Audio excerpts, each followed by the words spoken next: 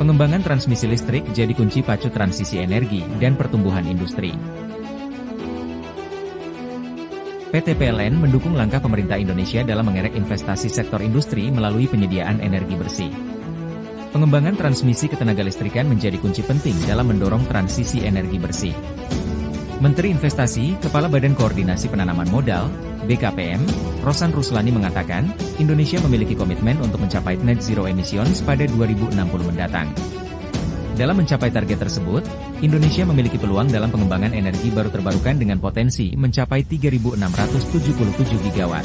Dibutuhkan sebuah perencanaan dan komitmen jangka panjang yang harus kita mulai. Itu berpotensi dan itu akan tetap menjadi potensi, apalagi kita tidak memiliki sebuah kebijakan atau regulasi yang sifatnya perlu.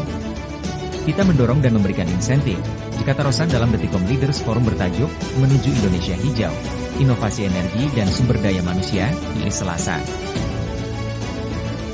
Rosan melanjutkan, pemanfaatan energi hijau kini menjadi salah satu poin penting dalam menjaring investasi termasuk sektor industri. Sejumlah negara umumnya mensyaratkan penggunaan energi bersih sebagai sumber energi utama ketika hendak berinvestasi di suatu negara. Pemerintah Indonesia pun berencana mendorong pengembangan kawasan industri yang berbasis energi bersih. Untuk itu, potensi EBT yang ada di Indonesia perlu dioptimalkan untuk memenuhi kebutuhan energi bersih ke depannya. Direktur Utama PLN, Darmawan Prasojo mengungkapkan, PLN berkomitmen penuh mendukung upaya penyediaan dan pemanfaatan energi bersih di Indonesia. Energi listrik memegang peranan kunci dalam upaya mendorong perekonomian nasional. PLN siap mendukung upaya transisi energi dalam mencapai target NZT 2060 mendatang sekaligus memacu pertumbuhan ekonomi nasional, diungkap Darmawan. Direktur Legal dan Manajemen Human Capital PLN, Yusuf Didi Setiarto mengatakan, transisi ke energi bersih membutuhkan transformasi besar, tidak hanya di sisi pembangkitan, namun juga di sisi transmisi.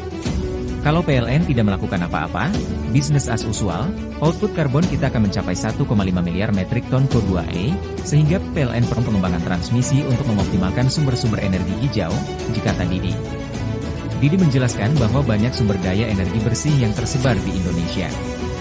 Namun, karena lokasinya jauh dari pusat demand, pemanfaatannya masih belum maksimal. Oleh karena itu, dibutuhkan infrastruktur transmisi yang bisa mengevakuasi daya tersebut kepada pusat listrik, papar Didi. Didi menjelaskan, peningkatan infrastruktur ketenagalistrikan nasional khususnya transmisi memerlukan dukungan pemerintah.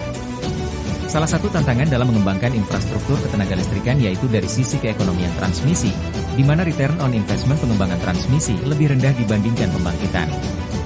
Dalam proses transisi energi, diperlukan keseimbangan antara pertumbuhan ekonomi dan keberlanjutan lingkungan.